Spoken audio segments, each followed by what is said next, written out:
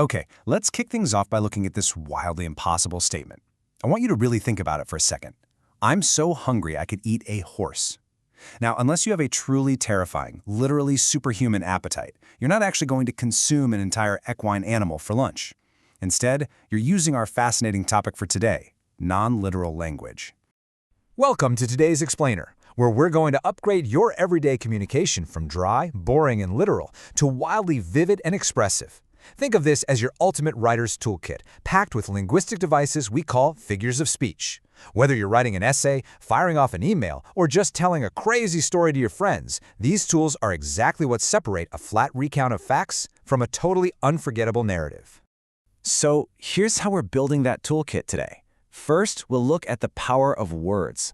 Then we'll dive into similes, using like or as, followed by metaphors for direct comparisons. After that, we'll tackle personification, giving human traits, and hyperbole, the art of exaggeration. Finally, we'll wrap up by testing out your new skills. All right, Section 1, the power of words, escaping the literal. A figure of speech is basically a word or phrase used in a non-literal way to create a special meaning, effect, or image. The key takeaway here? Statements like, "the classroom was a zoo," are absolutely not meant to be taken literally. I mean, if you walk into a classroom, you're not going to see monkeys swinging from the lights or lions roaming the aisles. Instead, the writer uses this non-literal phrase to instantly communicate that the room was incredibly noisy and chaotic. Or, saying, "the stars danced in the sky." That creates this beautifully dynamic image, rather than just flatly stating that the stars were twinkling.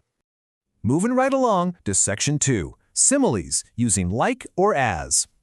The mechanics of a simile are just delightfully simple. You're basically comparing two entirely unlike things using the magic connector words like or as. So the formula goes, thing A is like thing B, or thing A is as something as thing B. And this perfectly shows the kind of upgrade you get with this tool. Take a look at the literal statement, "she smiled brightly." It gets the job done, sure, but look at the vivid simile next to it. Her smile is as bright as the sun. See? Instead of a dry fact, you get a vibrant image. You can do this with literally anything. Instead of saying someone slept well, you say they slept like a log. Instead of saying water is clear, it's as clear as crystal. Or, my personal favorite, if someone is courageous, they're as brave as a lion. So, why do writers actually use these? What you really want to take away here is that similes are your best friend when you need a bridge for your reader's imagination. When you say the clouds were like cotton balls in the sky, or an athlete ran as fast as a cheetah, you're helping your audience instantly visualize abstract or complex ideas by anchoring them to strong, familiar mental pictures. Okay, let's do a quick test. Take a second and look at these options. Which one of these is a simile? Keep our formula in mind. Well, if you picked B, "she is as gentle as a lamb," you completely nailed it. You spotted that connector word as, comparing the girl's gentleness directly to a lamb. All right, Section 3, metaphors, making direct comparisons. Now with a metaphor, our formula shifts a bit. We drop those safe little words like or as entirely. Instead, we boldly state that one thing is another thing. We're equating A directly to B, so A equals B. Notice how the metaphor transforms a boring complaint into an absolute epic struggle. Saying the test was difficult is totally forgettable, but saying the test was a mountain to climb instantly conveys the sheer exhausting scale of the effort required. It's a lot like our earlier example of saying the classroom was a zoo. It's punchy, it's direct, and it forces a really powerful comparison.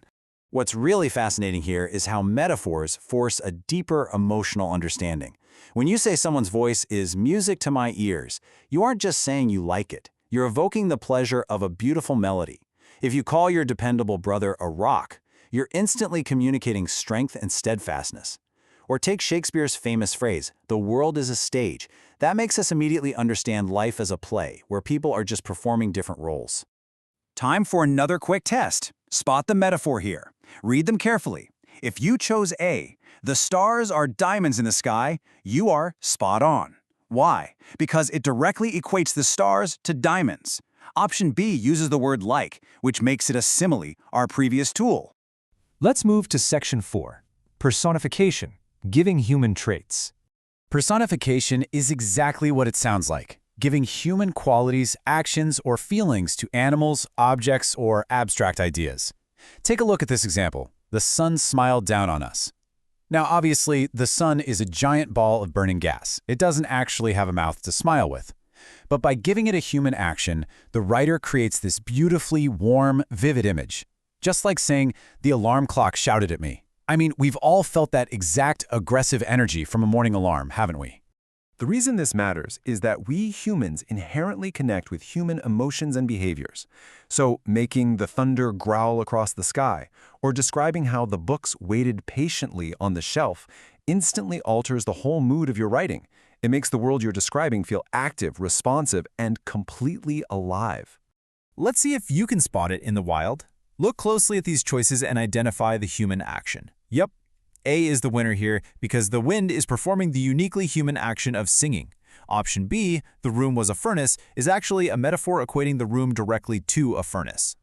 On to Section 5, Hyperbole, the art of exaggeration. Hyperbole is simply extreme exaggeration, used for emphasis or effect. Think about the phrase, "I've told you 1,000,000 times." Now, you haven't literally spoken those words 1,000,000 separate times. That would take years. But this extreme exaggeration perfectly captures your utter frustration in that exact moment. This tool is absolutely fantastic for injecting humor and dramatic flair into your communication. When you claim your backpack weighs a ton, or you waited forever for the bus, or someone cried a river of tears, you're basically scaling up reality. You're doing this to make sure your audience feels the exact magnitude of your experience. It's not about being factually accurate, it's about being emotionally accurate. Finally, Section 6, test your new skills. This chart brilliantly synthesizes everything we've unpacked today into one master cheat sheet. Go ahead and take a mental screenshot of this to remember the exact mechanics of these 4 powerful tools. You've got the simile, comparing with like or as. She is as brave as a lion. The metaphor, comparing directly, time is a thief. Personification, giving human traits to non-human things, the wind whispered. And hyperbole, the extreme exaggeration, I've told you 1,000,000 times. These really are the keys to unlocking vivid, expressive communication. So, I'm going to leave you with this final challenge. Take what you've learned in this explainer to paint vivid pictures with your words today, but also start paying close attention to the media you consume. When politicians, advertisers, or news anchors use similes, metaphors, and hyperbole, are they just painting a pretty picture, or are they subtly trying to reshape your reality? Keep your ears open out there, and I'll catch you next time.